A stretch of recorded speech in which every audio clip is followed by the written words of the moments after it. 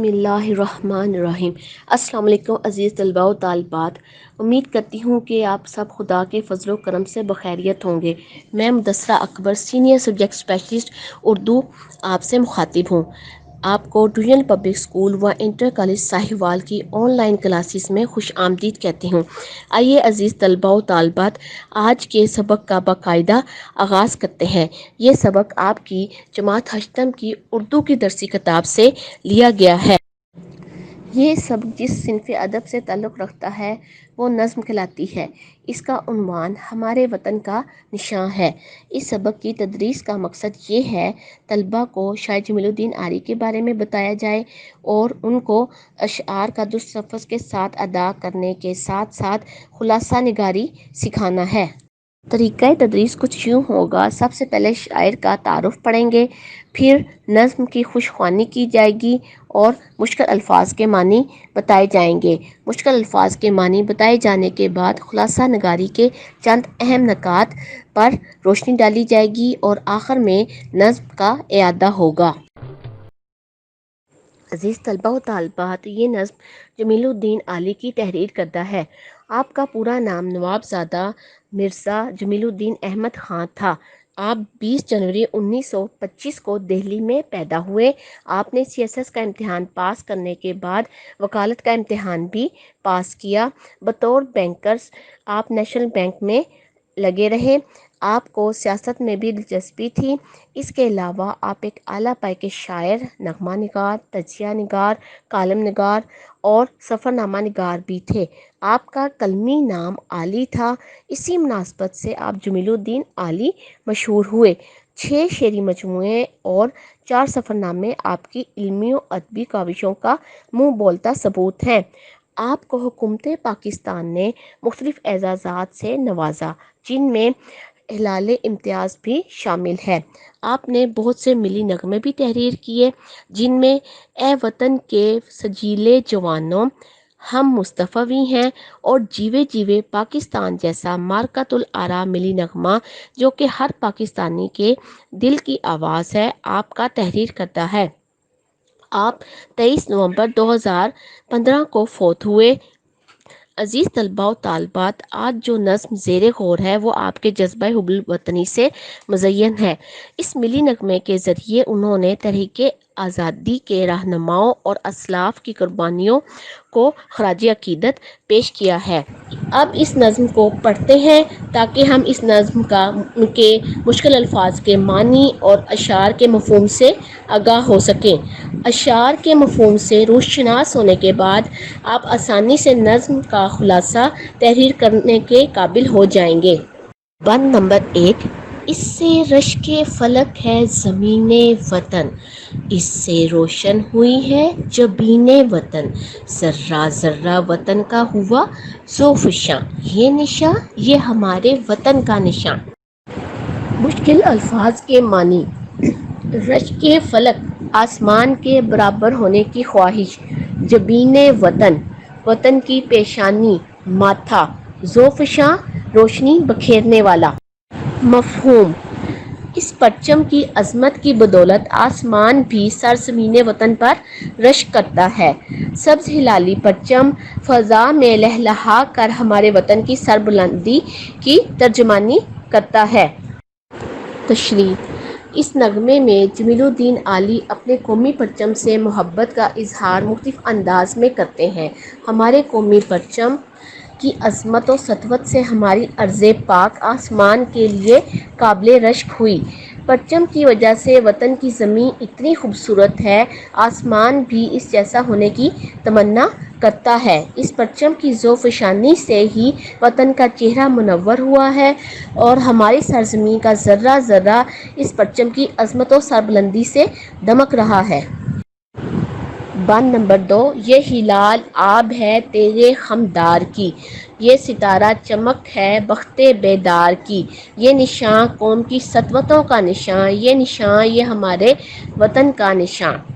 مشکل الفاظ کے معنی: ہلال، پہلی رات کا چاند۔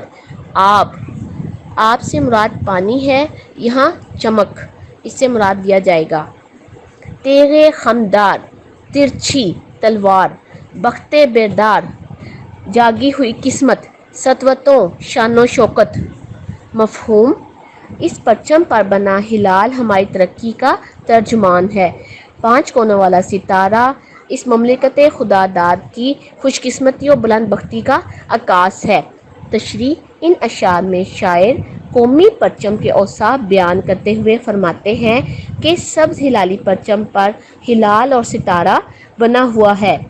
پہلی رات کا چاند ایک چمکدار مڑی ہوئی تلوار کی مانند نظر آتا ہے۔ یہ تلوار نما چاند شہادت والی انگلی کا اشارہ ہے۔ جس طرح مسلمان ہر نماز میں انگشت شہادت اٹھا کر اللہ کی وحدانیت و حاکمیت کا اعلان کرتے ہیں، اس سے ایک مراد یہ بھی ہے یہ ہلال حضرت علی کرم اللہ وجہہ کی تلوار کا عکاس ہے جو آسمان پر ظاہر ہوا۔ یہ ہلال ہماری ترقی کا بھی راہبر ہے کہ پاکستانی قوم ترقی کی منازل طے کرتے ہوئے اقوام عالم پر چھا جائے گی اور دنیا میں اپنے ملک کا نام روشن کرے گی۔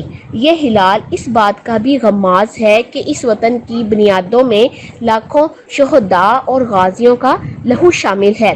ہلال کے ساتھ ساتھ چمکتا ہوا ستارہ وطن عزیز کی عظمت اور بیدار بختی کی علامت ہے۔ یہ 5 کونوں والے ستارے سے یہ شاعر کی مراد ہے کہ یہ وطن اسلام کے نام پر حاصل کیا گیا ہے۔ پرچم پر موجود 5 کونوں والا ستارہ ارکان اسلام کی نشاندہی کرتا ہے۔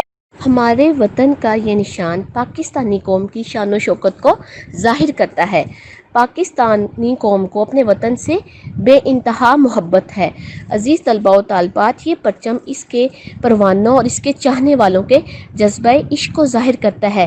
یہ پروانے اس پرچم کی سربلندی کی خاطر جان کی بازی بھی لگا دیں گے۔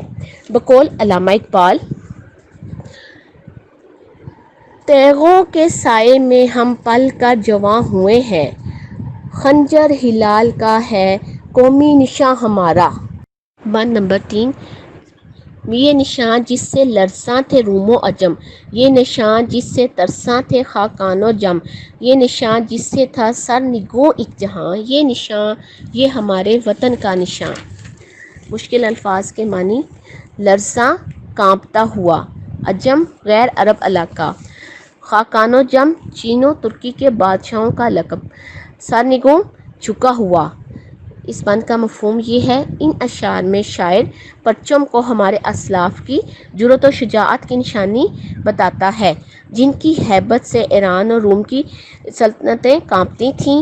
چین اور ترکی تک ان مجاہدین کے رعب و دبدبہ سے ڈرتے تھے۔ تشریح: یہ پرچم تسخیر عالم کا نشان ہے۔ یہ پرچم اس دنیا میں حق کی فتح و کامرانی کی علامت ہے۔ یہ پرچم مسلمانوں کی شان و شوکت کو ظاہر کرتا ہے جس سے روم کی عظیم سلطنت کانپتی تھی۔ عرب کے دیگر ممالک بھی خوفزدہ تھے۔ ایران کا عظیم بادشاہ جمشید بھی ان کی شجاعت سے لرزاں تھا۔ مسلمانوں کے رعب و دبدبہ اور عظمت کے سامنے ساری دنیا جھکی ہوئی تھی۔ مسلم مجاہدین کی ہیبت کے سامنے کوئی ٹھہر نہ سکتا تھا۔ اسلامی تاریخ سرفروش مجاہدین اور باہمت سپہ سالاروں کے تذکروں سے مزین ہے۔ شاعر اس حقیقت کی ترجمانی کرتے ہیں کہ قیام پاکستان انہی فتوحات کا تسلسل ہے جس کے پیچھے خالد بن ولید رحمۃ اللہ علیہ کی تلوار، محمد بن قاسم کی للکار، طارق بن زیاد کی یلغار، صلاح الدین ایوبی کی جنگی رفتار کا جذبہ اور عکس موجود تھا۔ بقول اقبال: مغرب کی وادیوں میں گونجی اذاں ہماری، تھمتا نہ تھا کسی سے سیل رواں ہمارا، باطل سے دبنے والے اے آسماں نہیں ہم، 100 بار کر چکا ہے تو امتحاں ہمارا۔ بند نمبر 4: یہ نشاں اپنی زرعی روایات کا، یہ نشاں غازیوں کی کرامات کا، جن کا جوش مسلسل تھا تیغ رواں، یہ نشاں یہ ہمارے وطن کا نشاں۔ مشکل الفاظ کے معنی دیکھتے ہیں۔ زرعی سنہری، روایات حکایات، غازی فاتح جو میدان جنگ سے زندہ واپس لوٹیں، تیغ رواں چلتی ہوئی تلوار۔ مفہوم: یہ نشان ہمارے جواں مرد اسلاف کی شجاعت کی یاد دلاتا ہے، جن کا جذبہ ایمانی اور شوق شہادت تھمنے کا نام نہ لیتا تھا۔ اس بات کی تشریح یہ ہے، شاعر کہتے ہیں یہ پرچم دین اسلام کی عظمت اور سربلندی کی علامت ہے۔ یہ پرچم ہمارے غازیوں کی دلیری، شجاعت اور استقلال کا ترجمہ ہے۔ یہ سبز ہلالی پرچم ہمیں پیغام دے رہا ہے کہ دین اسلام کی خاطر جان فدا کرنا مسلمان کی معراج ہے۔ بقول اقبال، شہید کی جو موت ہے وہ قوم کی حیات ہے۔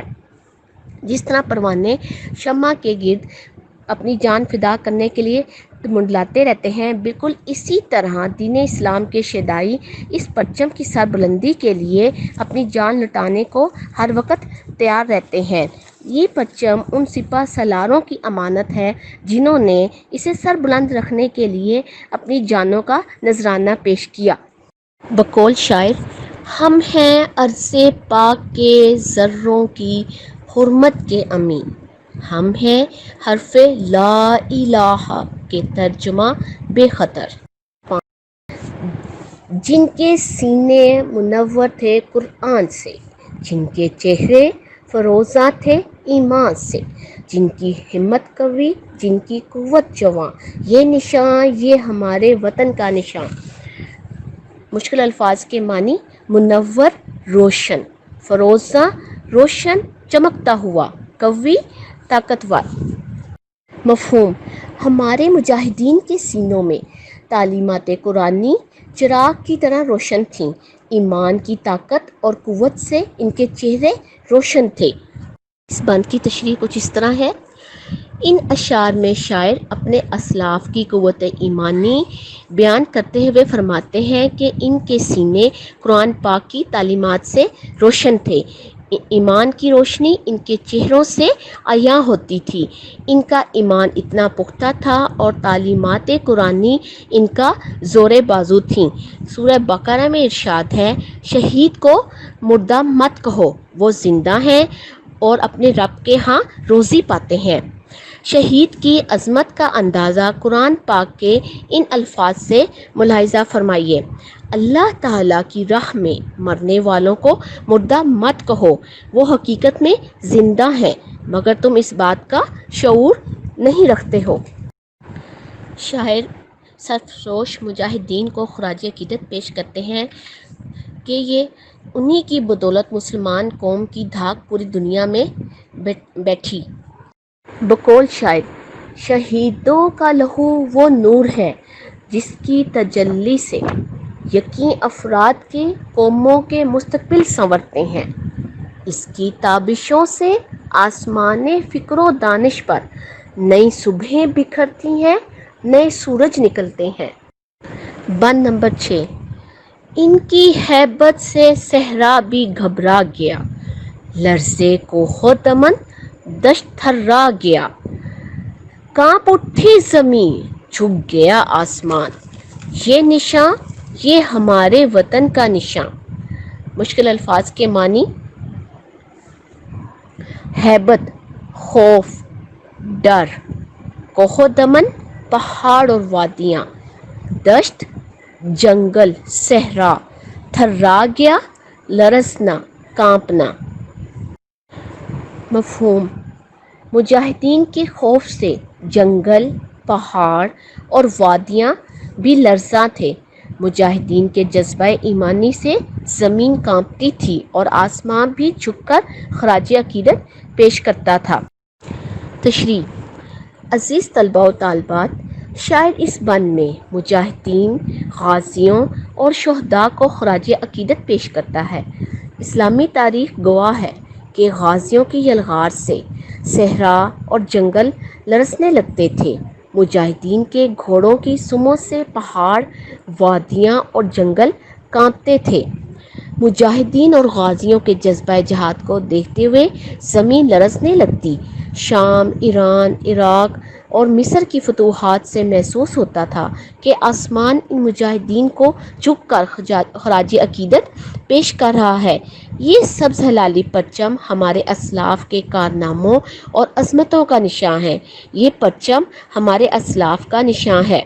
بقول شاعر: آخر کو ہو کے لالا اگا نو بہار میں، خون شہید عشق نہ زیر زمیں رہا۔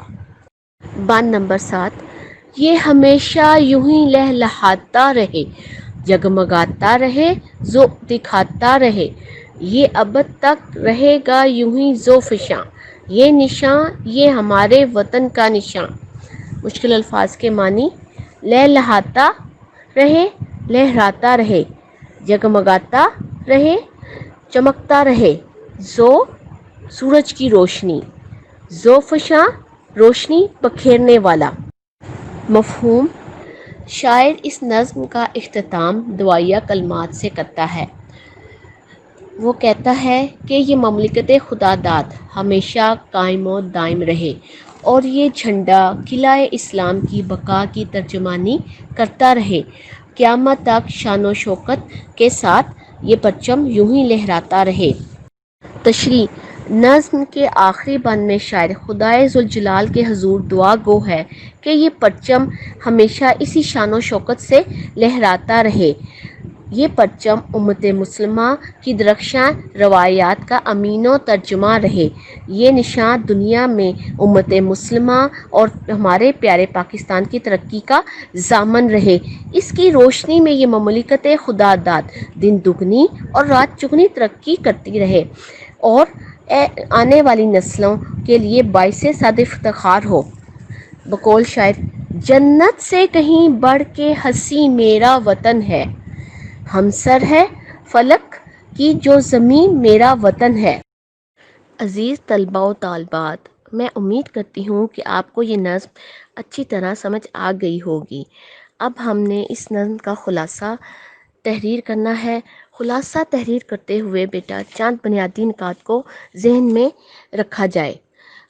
نمبر 1 یہ ہے کہ آپ خلاصہ لکھتے ہوئے صرف نظم کا مواد مد نظر رکھیں، اپنی طرف سے کوئی بات نہ کی جائے، شاعر نے جو کہا ہے صرف ان اشعار میں موجود نکات کو بیان کیا جائے۔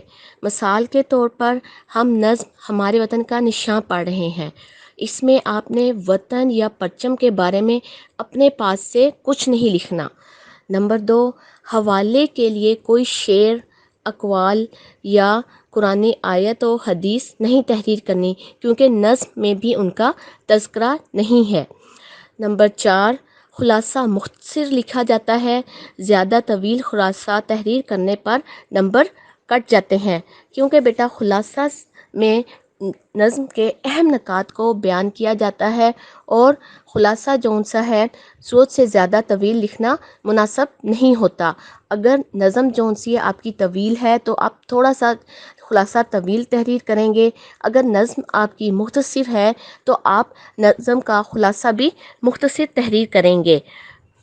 نمبر 5 نظم کے مواد کو مد نظر رکھتے ہوئے خلاصہ تحریر کریں، نظم کے اہم نکات کو ذہن میں رکھتے ہوئے خلاصہ تحریر کرنا چاہیے۔